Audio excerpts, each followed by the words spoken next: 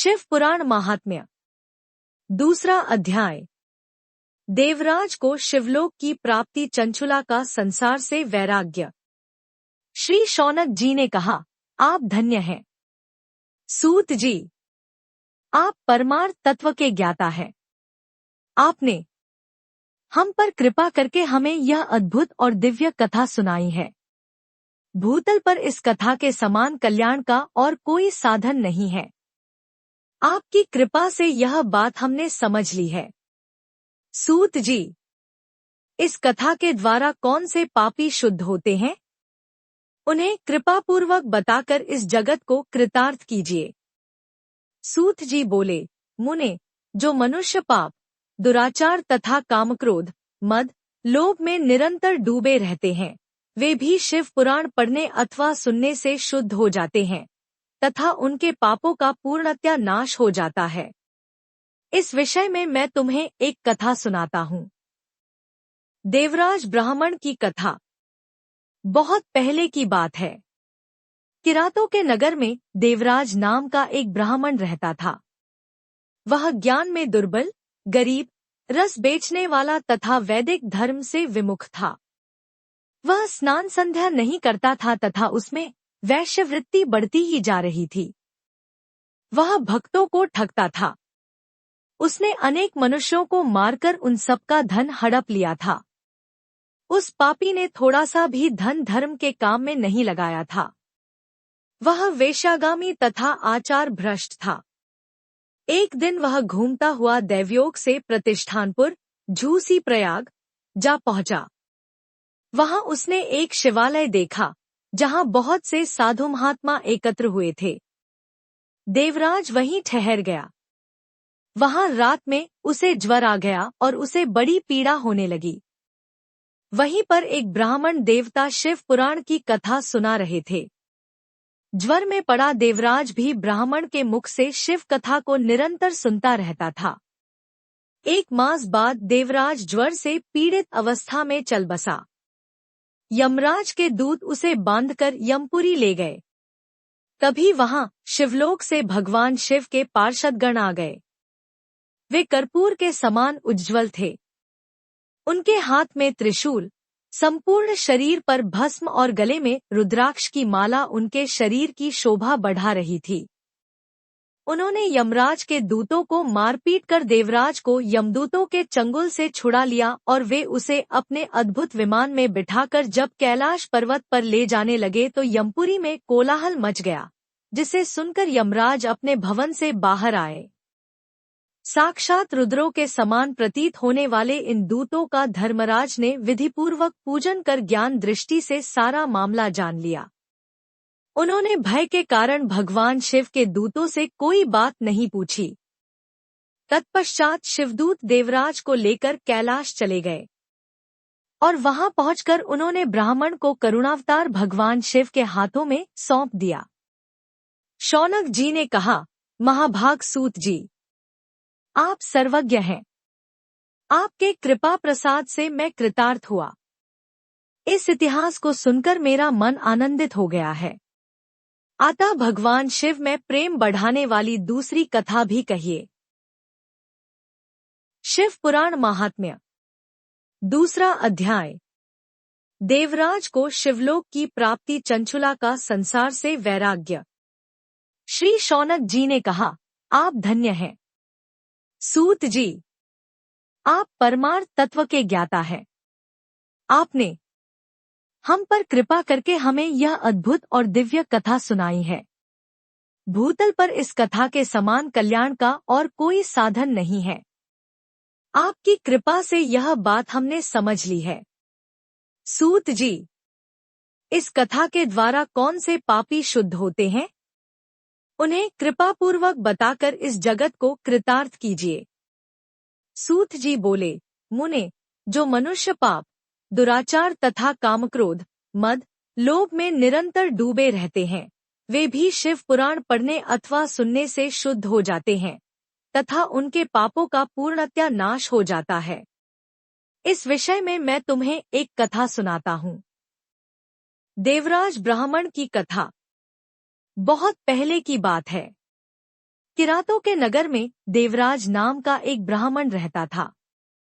वह ज्ञान में दुर्बल, गरीब, रस बेचने वाला तथा वैदिक धर्म से विमुख था।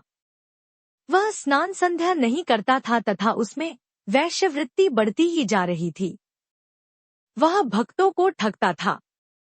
उसने अनेक मनुष्यों को मारकर उन सबका धन हड़प लिया था।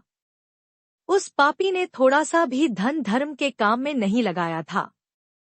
वह वेश्यागामी तथा आचार भ्रष्ट था। एक दिन वह घूमता हुआ दैवयोग से प्रतिष्ठानपुर, झूसी प्रयाग जा पहुंचा।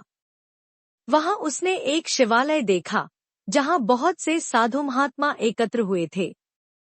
देवराज वहीं ठहर गया। वहां रात में उसे ज्वर आ गया और उसे बड़ी पीड़ा होने लगी।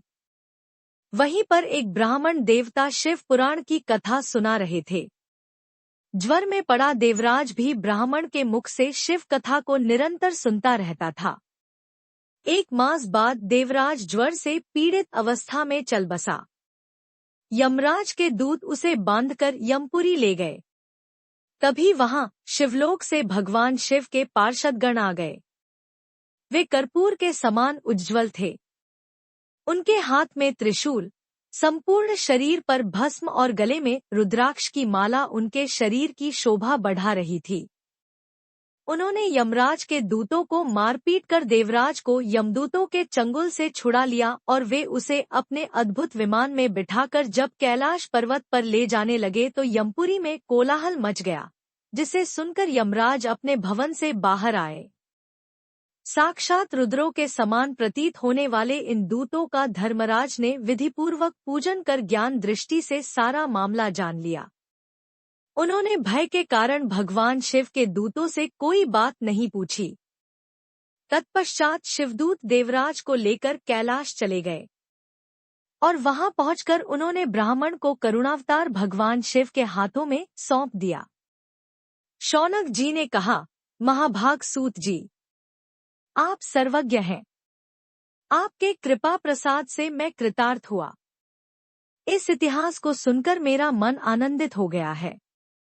अतः भगवान शिव में प्रेम बढ़ाने वाली दूसरी कथा भी कहिए। शिव पुराण महात्म्य, दूसरा अध्याय।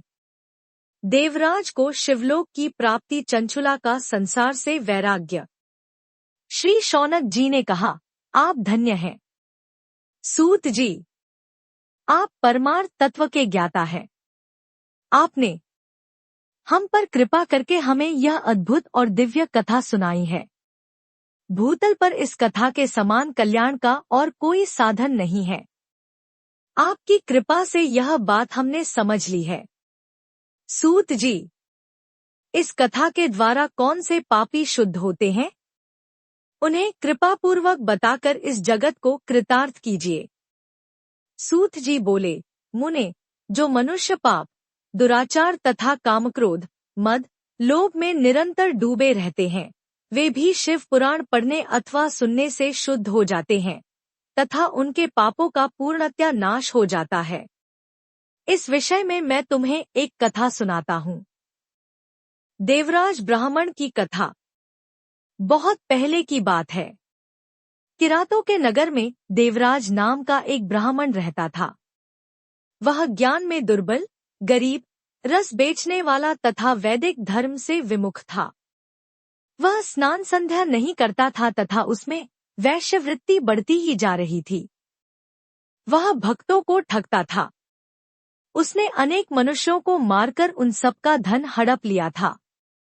उस पापी ने थोड़ा सा भी धन धर्म के काम में नहीं लगाया था। वह वेश्यागामी तथा आचार भ्रष्ट था। एक दिन वह घूमता हुआ दैवयोग से प्रतिष्ठानपुर, झूसी प्रयाग जा पहुंचा। वहां उसने एक शिवालय देखा जहां बहुत से साधु महात्मा एकत्र हुए थे। देवराज वहीं ठहर गया। वहां रात में उसे ज्वर आ गया और उसे बड़ी पीड़ा होने लगी। वहीं पर एक ब्राह्मण देवता शिव पुराण की कथा सुना रहे थे। ज्वर में पड़ा देवराज भी ब्राह्मण के मुख से शिव कथा को निरंतर सुनता रहता था। एक मास बाद देवराज ज्वर से पीड़ित अवस्था में चल बसा। यमराज के दूत उसे बांधकर यमपुरी ले गए।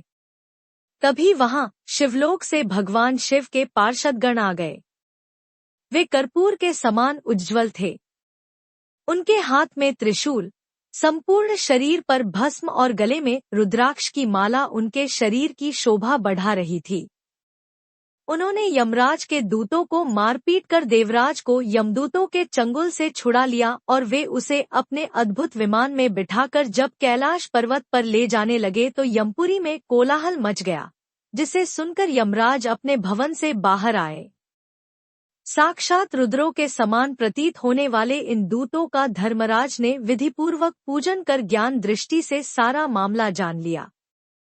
उन्होंने भय के कारण भगवान शिव के दूतों से कोई बात नहीं पूछी।